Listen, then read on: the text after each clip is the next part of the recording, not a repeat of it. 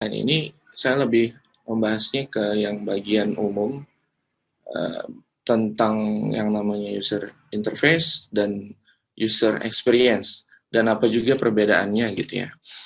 Nah, yang pertama kita lihat gambar ini dulu ya. Jadi kalau UX dan UI itu sebenarnya lebih memposisikan pemanfaatan otak kiri dan kanan itu secara berbeda.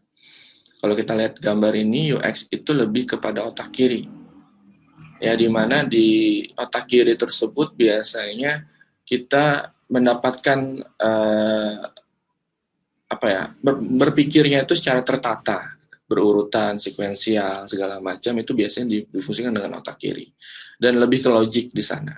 Jadi kalau teman-teman di sini hebat programming, biasanya itu yang otak kiri yang main. Jika ini maka itu, jika ini maka ke sana misalnya. Itu disebut sebagai UX kalau di dalam desain. Nah, kalau otak kanannya ini lebih kepada visual taste ya. Jadi teman-teman kalau memang pernah bikin desain mungkin pakai Photoshop, pakai apapun toolnya, itu yang bekerja itu sebenarnya otak kanan. Ya, karena kita harus memperkirakan atau mengetahui warna apa yang sesuai dengan apa namanya? Dengan visual yang kita lihat gitu ya. Nah, jadi memang unsur kreativitasnya di bagian UI ini lebih diperlukan gitu kan.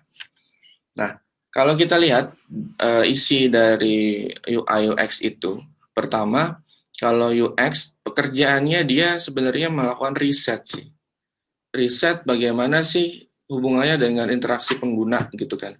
Usernya siapa, kemudian apa saja yang diperlukan sama user, itu harus didefinisikan dulu.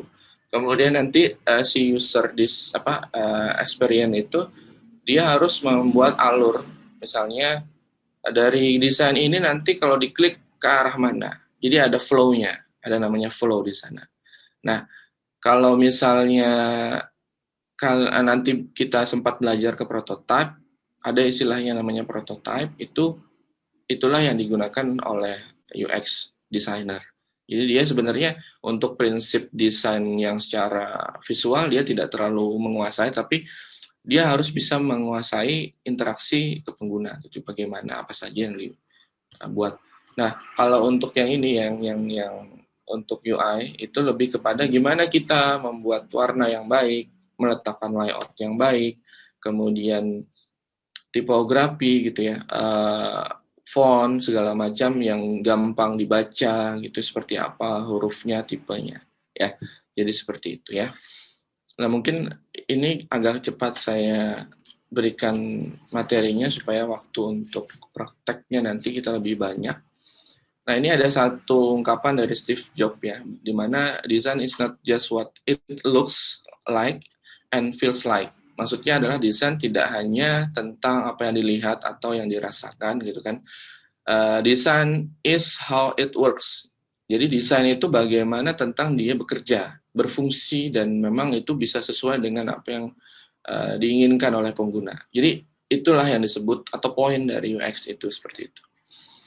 Nah, kalau kita lihat UX itu pekerjaannya apa aja? Yang pertama dia bikin user flow tadi. Kemudian bagaimana interaksi dengan pengguna juga harus dikembangkan. Bahkan sekarang ada di perusahaan-perusahaan besar seperti Gojek, Traveloka, Bukalapak, dia punya satu unit pekerjaan yang namanya user experience. Jadi khusus untuk ngeriset gitu. Lupa saya nama ini. Jadi khusus pekerjaannya itu untuk ngeriset bagaimana keperluan pengguna. Kemudian di sini ada magical experience dan keperluan bisnis ya, business needs.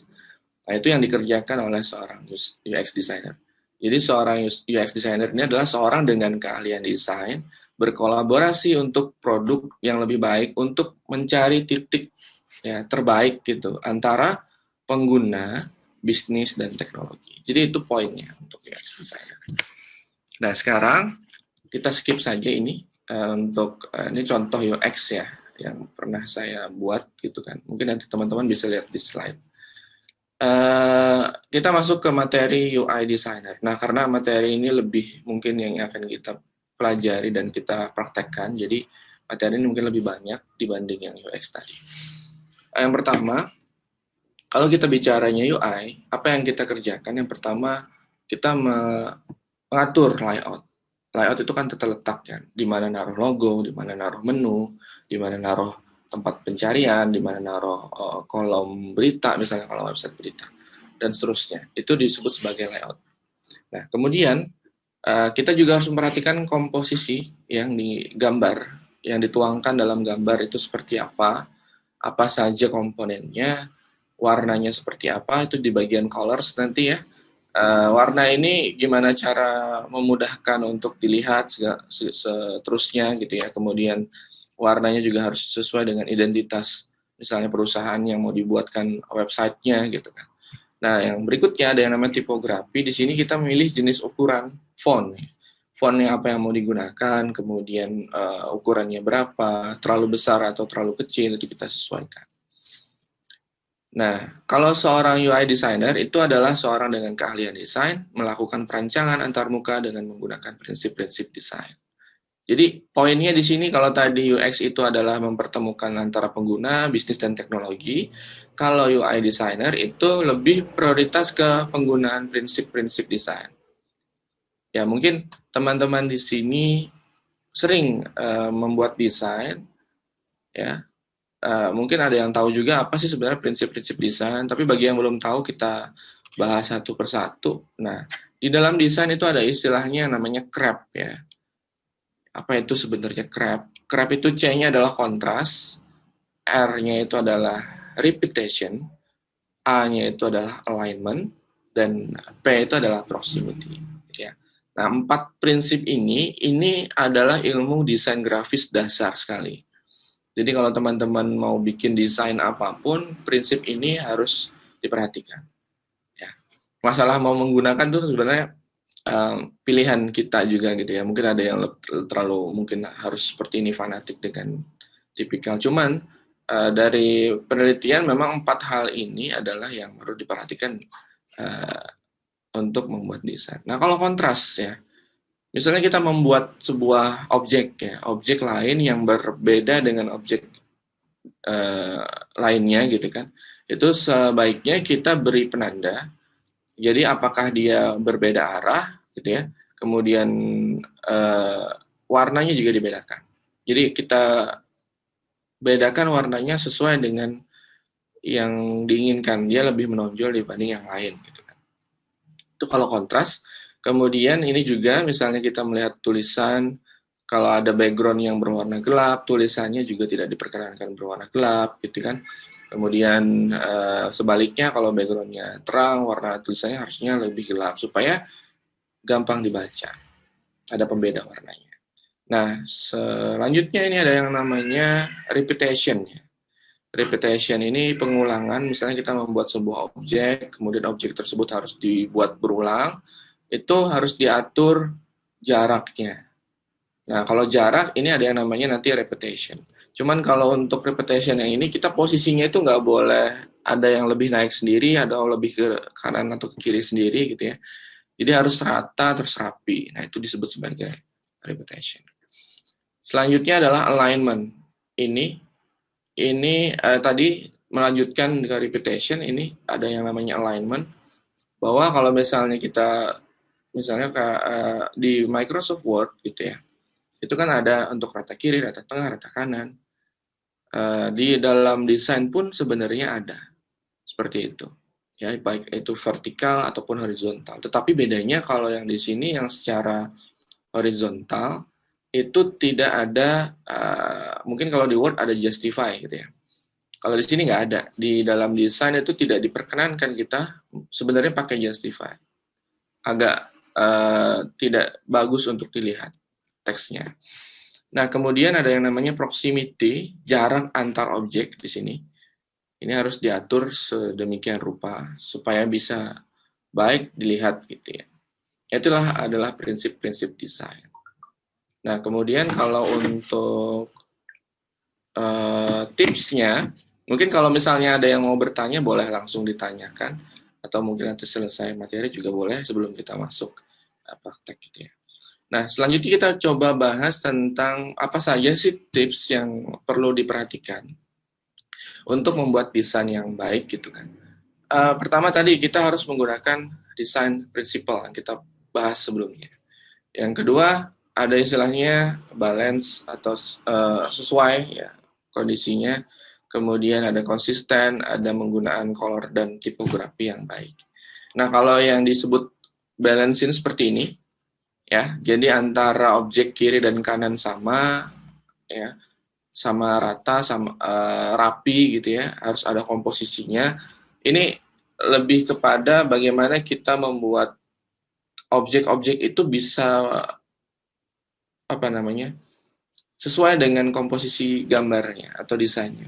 Seperti halnya mungkin ada komposisi yang diperhatikan saat kita sedang melakukan foto sebuah objek gitu ya. Tidak mungkin objeknya di kiri kemudian kita selalu foto tersebut di tengah-tengah gitu. Misalnya kita mau letakkan objeknya di sebelah foto sebelah kiri, tentunya nanti harus ada yang mengimbangi kan yang di sebelah kanan. Nah, itu disebut sebagai balance. Nah, yang berikutnya ini disebut sebagai konsisten. Konsisten itu kita harus menggunakan font yang mungkin tidak terlalu banyak jenisnya, warna misalnya warna merah, merahnya itu gitu. Warna kuning, kuningnya itu. Jangan kuning agak ke mudah-mudahan misalnya kuning ini. Jadi agak nanti desainnya terlalu ramai jadinya. Nah, konsisten ini kalau misalnya kita bicara warna, mungkin pemilihan warna itu tidak disarankan terlalu banyak dan pemilihan warna itu juga harus disesuaikan dengan rumpun warna yang sebaiknya disarankan. Nah, untuk pewarnaan ya di sini ada beberapa tools yang bisa digunakan. Nah, misalnya teman-teman punya warna utama gitu ya, warna biru.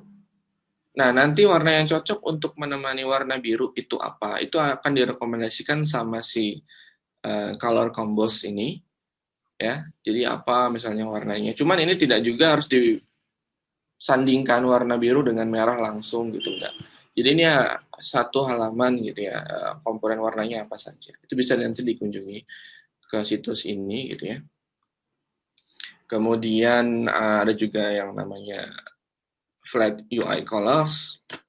Ini untuk menemukan warna-warna yang sekarang lagi ngetrend, di mana sekarang desain itu tipenya adalah flat. Nah, warna flat itu lebih bagus digunakan kalau warnanya itu tidak terlalu sangat mencolok. Biasanya warnanya bisa yang pastel, yang mungkin tidak terlalu menyita mata untuk atau melelahkan mata maksudnya. Ya, ini bisa digunakan nanti untuk tools-toolsnya. Dan satu lagi kalau misalnya fokusnya adalah ke aplikasi terutama Android, di sini Google punya namanya material UI. Ya, ini bisa dimanfaatkan untuk coloring aplikasi Android. Oke. Nah, setelah warna, yang berikutnya adalah tipografi. Teman-teman di sini juga sering gunakan ini di dokumen Word segala macam gitu ya. Di mana kalau tipografi ini yang kita fokuskan adalah jenis dan ukurannya. Jadi fontnya apa, fontnya ukurannya berapa. Nah, nanti ini sangat berpengaruh warna dan font ini kepada apa yang kita gunakan. Kalau mungkin kita pakai warna itu bebas, mau pakai warna apapun bebas. Tapi kalau untuk tipografi, setiap jenis font biasanya ada punya lisensi masing-masing gitu ya. Jadi nanti harus diperhatikan apakah font ini berbayar atau font ini digunakan hanya untuk individual ya. Jadi ini bisa diperhatikan nanti lebih lanjut. Selanjutnya kita lihat tipe-tipe desain yang ada di sekarang di musim-musim era sekarang gitu ya. Ini masih berlangsung sejak 5 tahun belakangan sampai mungkin belum beberapa tahun belakangan masih bisa eksis lah tipe-tipe ini karena belum ada pengembangan yang secara signifikan untuk tipe desain. Kebanyakan masih website-website sekarang itu masih menggunakan yang flat. Karena flat itu, kita lihat di sini ya, flat itu seakan-akan bisa membuat desain itu lebih terlihat ringan. Kalau dulu mungkin, kebetulan saya juga masih dulu kuliah di Ilkom gitu kan, angkatan pertama. Uh, uh, Kami bikin desain, diajarin sama dosen dulu, kalau nggak salah masih siapa ya, lupa saya. Pak Oni kalau nggak salah, bukan dari prodi Ilkom, masih dari prodi sebelah gitu ya. Beliau mengajarkan, karena memang toolsnya masih sangat sedikit, tidak seperti sekarang. Kita dulu bikin desainnya pakai Photoshop, gitu kan. Belum ada teknologi CSS juga. Nah, jadi kalau mau bikin button, kita harus desain buttonnya. Dulu tipe-tipe desain button itu dia pakai shadow, ada bayangannya. Kemudian setelah dari Photoshop, ada fitur slice di sana, kita potong-potong desainnya menjadi sebuah komponen-komponen kecil. Nah, komponen-komponennya itu kita susun menggunakan table. Itu kalau mungkin sedikit cerita kita bagaimana proses programming web zaman dulu gitu ya. Nah, dampaknya apa kalau kita pakai gambar yang langsung kita untuk desain? Memang sedikit berat. Apalagi kalau misalnya sudah hubungan dengan data yang banyak, tentu websitenya akan berat. Tapi kalau sekarang ada CSS, ada muncul prinsip desain yang baik seperti ini, ada tipe desain flat, seolah-olah ini dengan pandangan mata saja desain yang seperti ini itu ringan gitu ya. Desainnya lebih ringan dibanding yang menggunakan shadow. Nah, ini juga ada desain flat gitu ya. Nanti insya Allah kita coba membuat desain yang mirip-mirip seperti ini yang menggunakan flat design. Nah, kalau untuk mobile, desain flatnya, mungkin teman-teman di sini bisa melihat handphone teman-teman untuk lihat aplikasi-aplikasi. Rata-rata yang digunakan adalah desain yang bertipe flat seperti ini. Ya, nah berikutnya ada yang namanya tipografi desain. Jadi desain webnya atau aplikasinya itu lebih banyak mengusung teks di sana. Ini sebenarnya desain web ini ya, tetapi semuanya isinya tulisan, gambarnya hampir tidak ada. Ya. Jadi ini disebut sebagai tipografi desain. Ada juga yang seperti ini, tapi memang buat desain yang seperti ini perlu teknik juga gitu. Gimana caranya membuat font yang baik untuk desainnya, yang sesuai untuk desainnya, ukurannya juga berapa. Nah, berikutnya ada yang namanya hand-drawn design. Ini desainnya diadopsi dari lukisan atau gambaran tangan, kemudian dimasukkan menjadi gambar digital, baru nanti bisa dibuat semacam animasi seperti itu. Ini kalau buka websitenya, ini bisa bergerak. Objek-objeknya di sana kebanyakan bergerak. Gitu.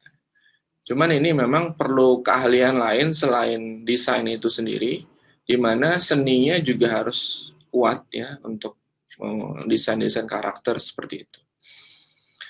Nah, yang selanjutnya ini penggabungan dari teknologi tipe desain flat dengan teknologi lain, CSS dan JavaScript. Jadi ini kita bikin desain tapi seolah-olah ada layers, ada lapisannya gitu ya. Jadi kalau di scroll ini akan bergerak secara bergantian. Jadi ada 3 layer belakang, layer tengah, sama layer depan. Itu kalau di gerakan scroll akan menggerakkan transisi yang lumayan indah gitu ya untuk dilihat. Ya, jadi itu tipe-tipe desain. Yang satu lagi ini terakhir ada yang namanya minimalis design. Hampir tidak ada warna lain selain warna putih gitu kan. Kemudian yang dimasukkan ke dalam desainnya itu hanya objeknya, dan objeknya berupa gambar atau teks saja, tidak ada yang lain. Jadi ini disebut sebagai minimalis design. Ini kalau di handphone ya, minimalis design. Oke. Nah, kita masuk ke layout tipe. Jadi kalau kita bicaranya ke aplikasi, aplikasi itu kan banyak ya, ada desktop, mobile, web. Tapi kalau kita bicara desain, desktop itu sudah mewakili aplikasi desktop sama aplikasi web. Jadi sebutannya hanya desktop di sini. Nah, kalau kita bicaranya handphone, mobile, itu disebut sebagai mobile. Jadi 2 ini. Tapi kalau kita bicaranya platform, desktop itu menjadi platform dia. Nah, tapi kalau kita bicaranya tadi desain, itu desktop sudah mewakili aplikasi berbasis desktop atau aplikasi berbasis web. Nah, kalau kita bicara atau kita mau bikin desainnya aplikasi berbasis web atau desktop tadi, kita sebut desktop app. Ini ada 3 tipe yang bisa dimanfaatkan. Ada namanya 1 kolom, 2 kolom, 3 kolom, sama 1 halaman. Nah, kebanyakan saat ini website kebanyakan menggunakan 1 halaman. Kemudian untuk mobile, kalau kita bicaranya tablet itu kalau dibedakan sama smartphone, perbedaannya adalah pada sisi ukuran layar. Kalau smartphone, ukuran layarnya maksimal 5,9 berapa gitu ya, inch. Nah, kalau sudah 6 inch itu disebut sebagai tablet, smartphone tablet. Ya, jadi 6 inch ke atas itu sudah disebut sebagai tablet atau tablet.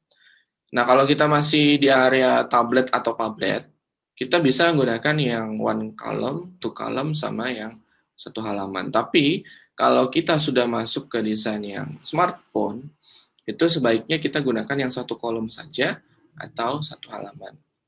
Apa bedanya 1 kolom sama 1 halaman?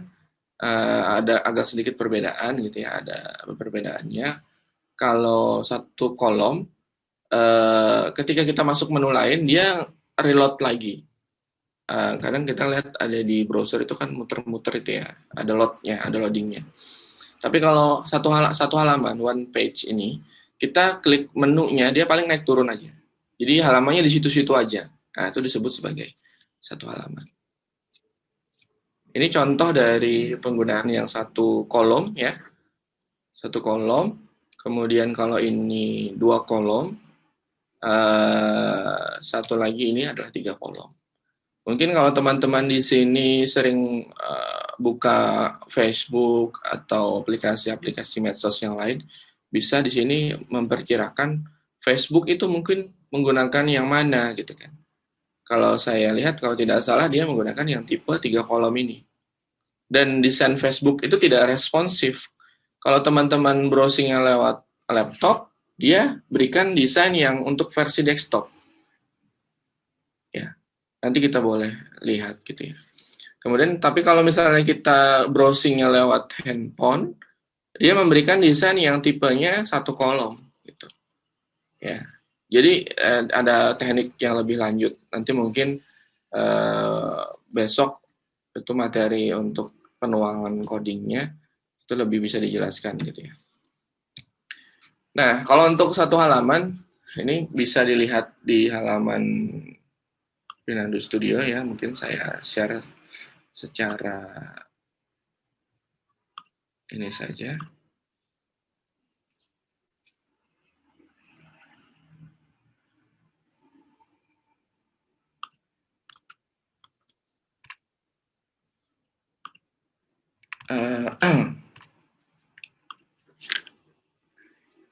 Ini ya, kalau 1 halaman, ini kurang lebih seperti ini. Sudah muncul belum ya share-nya? Sudah ya. Bagaimana share screen saya sudah muncul ya?